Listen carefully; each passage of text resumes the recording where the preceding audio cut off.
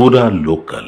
సిటీలో అంటే వాతావరణం ఇక్కడ పరిస్థితి వేరే ఉంటుంది. ఎట్లా అంటే ఇక్కడ మీరందరూ చాలామంది ఉంటారు. మరి కొంతమంది మార్వాడీలు జిల్లాల్లో, మండలాల్లో, గ్రామాల్లో బిజినెస్ చేసుకుంటారు. కొన్ని చిన్న చిన్న షాప్స్ పెట్టుకొని.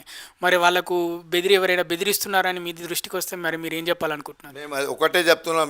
మీ పక్కా లోకల్ ద్వారా ప్రతి ఒక్క పూరా లోకల్ ద్వారా పూరా లోకల్ ద్వారా ప్రతి ఒక్క గుజరాతీ, మార్వాడి వేరేళ్ళకు ఎవరికైనా ఇట్లాంటి ఉంటే మా దృష్టికి తీసుకురండి. మేము ప్రభుత్వం కానీ, పోలీస్ డిపార్ట్మెంట్ కానీ, ఏ డిస్టిక్లో ఏ జిల్లాలో ఇట్లాంటి జరిగిందంటే మేము 24/7 మీ ఎమ్మడినే ఉన్నారు. ఎవరితో భయపడేది అవసరం లేదు. Law is there for everyone. ఎవరైనా తప్పు చేస్తే చట్టం బరాబర్ తన పని చేస్తారని మా నమ్మకం ఉంది. అలాగే ఇప్పుడు మార్వాడీలకి సపోర్టుగా అంటే మీ సంఘం నుంచి మీరే ఫస్ట్ వచ్చి పెద్ద ఎత్తున మాట్లాడారు మీడియాలో, అటు అందరి కోసం మాట్లాడినట్టు తెలుస్తుంది. మరి మీకు మీపైన ఒత్తిడి రాలేదా? ఎందుకు నీకు ఇదంతా అవసరమా అని ఎవరైనా అన్నారా మిమ్మల్ని? ఇప్పుడు వరకైతే నాకు ఎవరు చెప్పలే. గుజరాతీ మార్వాడి కులంలో ఒకటే ఉంది. మా కులంలో అందరు బిజినెస్ చేసేటోళ్ళు. కొంతమందికి సరిగా తెలుగు రాదు, చదవనికి రాదు, రాయనికి రాదు. కాబట్టి వాళ్ళు ఏమన్నారు, జిగ్నేష్ భాయ్ మాకు అన్నీ తెలుసు, మీ ఎమ్మడినే ఉన్నాం. ఏ రాత్రి అయినా 36 మా దాంట్లో 36 కోమ్ అంటారు మార్వాడీలో. గుజరాతీ మార్వాడి కలిసి 36 కులం అంటారు. 36 కోమ్ ఒక్కటే మాట చెప్పిండు. మా ప్రతినిధిగా జిగ్నేష్ జోషి గారు బరాబర్ మాట్లాడి ఎవరి గురించి బ్యాలెన్సింగ్గా మాట్లాడినారు. ఎవరికి చిన్న చూపు మాట్లాడి ఆ సికింద్రాబాద్ కేసు కూడా పరిష్కారం అయిపోయింది. కాబట్టి ఇప్పుడు దాని విషయంలో అసలు ఇది ఒకటిద్దరి వల్ల రాంగ్ మెసేజ్ పంపించడానికి అయింది. అసలు అయింది గొడవ అక్కడనే కాంప్రమైజ్ అయిపోయింది. దాని తర్వాత గొడవ ఉండేదే లేదు, ఇవన్నీ జరిగేదే లేదు.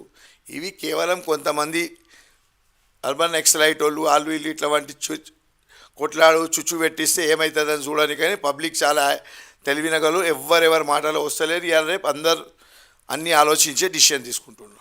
మీ మార్వాడి సేట్లని ఎవరైనా బెదిరించిన దాఖలాలు ఉన్నాయి? లాస్ట్ 20 రోజులల్లో ఎవరైనా ఇంత డబ్బులు పంపించు ఇట్లా అని ఎవరైనా ఏమన్నా చెప్పినా? ఎవరు ఒక్కడు కూడా ఇట్లాంటి మాట మాట్లాడలే. అందరికీ మేము దీని వేరే దాంట్లో కూడా చెప్పినాము.